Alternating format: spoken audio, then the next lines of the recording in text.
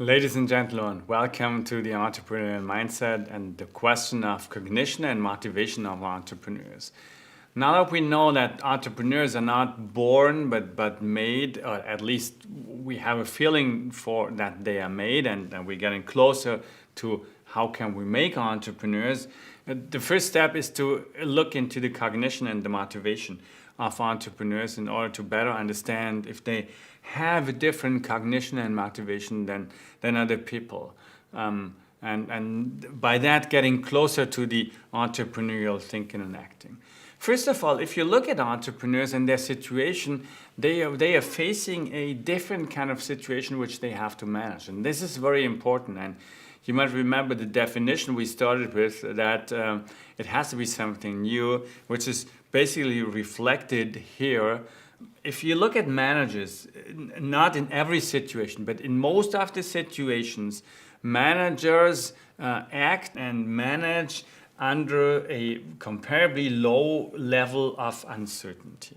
That's very important because managing situations with risk return and security doesn't exist, but risk exists, and you can calculate those risks and you can manage under risk with a certain level of return. This is what managers normally do, and this is where managers are really successful in. And this is how basically business schools are built to teach you that. Entrepreneurs face a different situation since they create something which is new to not only them but to the world. So there is no experience laid down of what they can use in order to be successful. Think about Steve Jobs when he started actually the first iPhone or the iPod or whatever he had, and placed it into the market and said, okay, people are not using keypads anymore. They will use touchpads in the future. Honestly, for example, I hated the touchpads at the first. I have to use touchpads right now because this is how it works, and it makes a lot of sense, by the way. But who could he ask to say, okay, who wants to use a touchpad? And actually no one, because this didn't really exist in the world. So there was no experience, he couldn't use experience, he was operating under a higher uncertainty, and that meant he had to operate differently. Is this a question of cognitive strategies? Is this a question of motivation? Is this the way to cope with the uncertainty? Well, to some extent, yes. And now it gets complicated. If you look at personality cognition and how it could drive entrepreneurs' motivation, action, and success, you can find complex models, like you can see that on this slide. And this is the model by Frese from 2009, but he did a great job in putting this all together. And you can see it here that personality drives motivation, drives action, and drives success. So entrepreneurs' personality is important, especially in order for them to be motivated, but also in order for them, and this is the arrow over here, to put something into action, and at the very end to be successful. The environment, as we said, plays a role into especially the action characteristics, and at the very end then also into the success. And other cognitive antecedents and also preconditions play a role. So you can see there are preconditions. However, what you can see also here is it's education. So again, you can learn something, and we'll teach you a lot more which you can learn to be an entrepreneur. Plus, national culture plays a role, but so different cultures affect different people in a different way. This shows you, at least to some extent. You shouldn't learn it into detail. If you want to go into detail, we have another course for that. But that shows you that personality plays a role for entrepreneurs to be motivated, for the effective antecedents, for their action, and for their success. Let's go deeper at one aspect, because we especially ask about the motivation. Do they have a different motivation, entrepreneurs? And if you want to look at motivation, you can look at a study from 2003 from Valorant and the others. working on passion, the so-called passion. And these guys, first of all, introduced a dualistic model. They differentiated harmonious passion and obsessive passion. The difference between the two is that in harmonious passion, the person controls the passion. So you do control your own passion.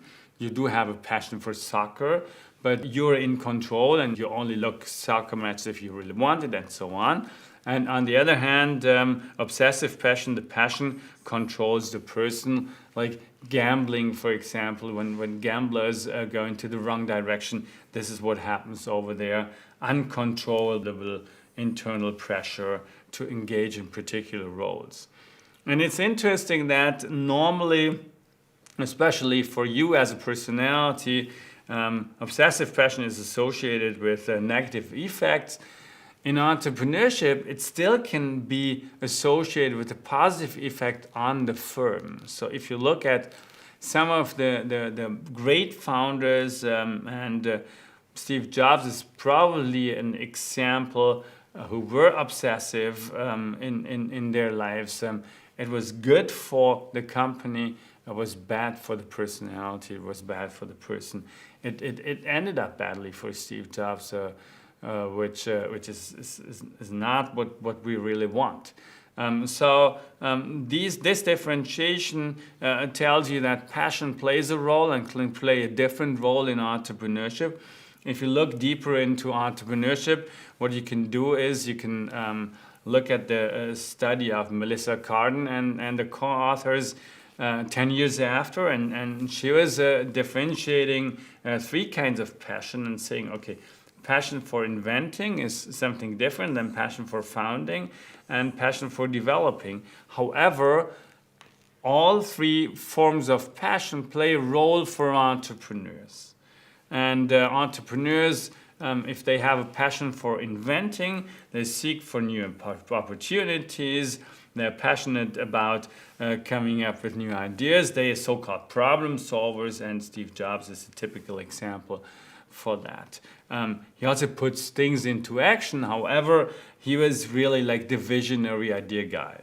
Passion for founding. If you look at Richard Branson, he is typically someone who desires to found organizations, to get it going, to find ways to do something different, which he did various times, and he's really popular for that. And if you look at Ray Kroc, who basically didn't found McDonald's, but basically founded McDonald's the way we know it nowadays, so executed the business model. These people are interested in growing and scaling businesses. And you can see the three forms of passion play a big role for entrepreneurs. I mean, no entrepreneur is only like passionate in one of these areas. They're always passionate in different areas, but they have a very special passion for one of these areas, which tells you that passion plays a role as a motivational antecedent. So motivation for entrepreneurs plays a role, and motivation can be differentiated in different forms. Passion was only one. We also have like the self-efficacy. Basically the question, were you successful in an area which you work in as an entrepreneur nowadays? And we get back to that, which tells you that motivation and personality plays a role into entrepreneurial action and entrepreneurial success. However, entrepreneurs always have to be careful not to run into biases there, because this is the dark side of behaviors of people in decision making. And this also happens in entrepreneurship. Overconfidence is one example. A slight overconfidence is positively associated with success for entrepreneurs. However, a too high overconfidence can be negative. So what is overconfidence? It's when people perceive a subjective certainty higher than the objective accuracy. if you ask people what they are able to do, and they say they are able to outperform, they are smarter than the entire world. And if too many people say they are smarter than the average, then the average might be wrong.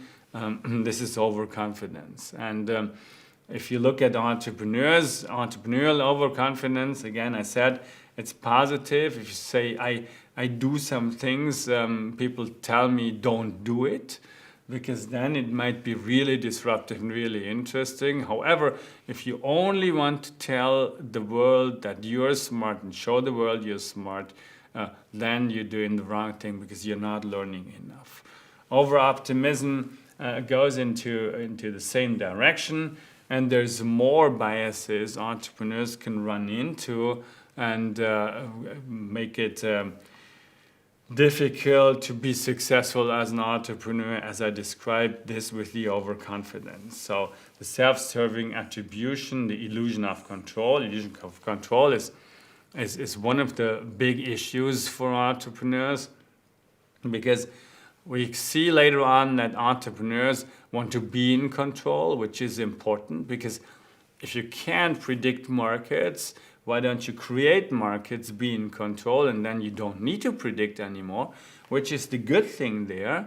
However, if you want to do everything by yourself, and especially when your organization is growing, you do micromanagement and so on, then it's just an illusion of control, because you have to let go and let others do things. So this could also be negative. Also, a certain level of being in control is positive for entrepreneurs.